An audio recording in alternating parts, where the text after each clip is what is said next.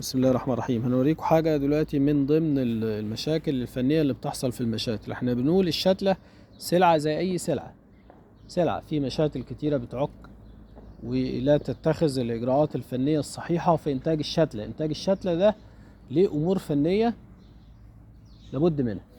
لما أنا بجيب بذرة المانجا، المفروض البذرة بزرعها في الأرض، في حوض في الأرض.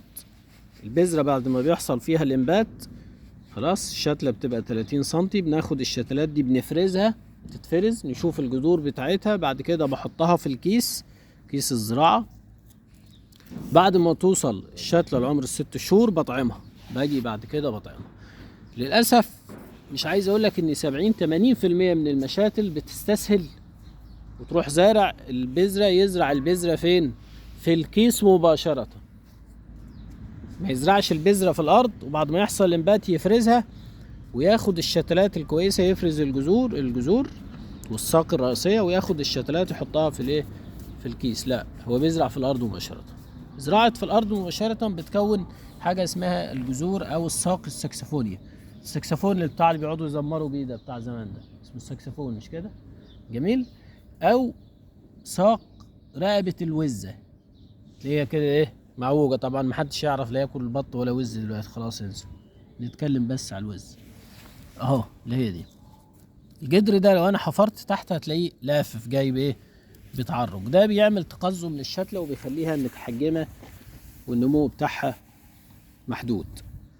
خلاص، ودي منطقة التطعيم اللي احنا بنتكلم عليها.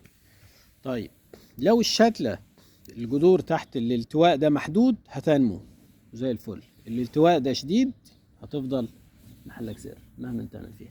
هنقول لكم على حاجة سريعة برضو في الشتلات. لما انا بشتري شتلة صغيرة زي الشتلة دي شتلة صغيرة لسه عمر سنة، خلاص ده عمر 6 شهور. منطقة التطعيم اهي من فوق كده، ده عمر 6 شهور وده عمر 6 شهور الاصل المطعوم عليه. وفي الغالب بيبقى كله اصل سكري. وفي مشاتل للاسف بتطعم على اصل بلدي، وده مصيبة سودة طبعا ان يطعم المانجا على اصل بلدي. تمام. الشتلة دي انا زرعتها، اعمل فيها ايه دلوقتي حاليا الفترة دي واحنا في شهر 2 وداخلين على شهر 3؟ الشتلة هي طالعة فيها سيادة قمية، هتقعد تطلع لفوق. هاجي هنا خلاص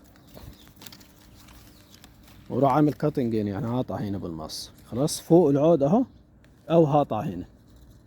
جميل. ويفضل ان انا في التربية اقطع هنا. ده حاجة اسمها تربية الشتلات. خلاص هنا واروح اعمل كاتنج واطهر بعض القطعة. انا قطعت اهو خلاص اهو، بكسر السيادة القمية، بعمل تأليم التربية. التربية كسرت السيادة القمية.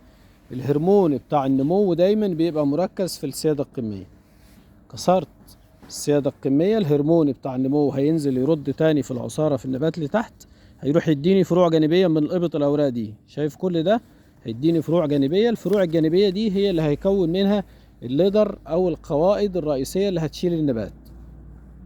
القوائد الرئيسية اللي هتشيل يعني هنا كسرت السيادة القمية هيديني فروع جانبية. الفروع دي هختار منهم 4 أفرع، واحد شرق غرب شمال جنوب، هم اللي هيكونوا هيكل الشجرة.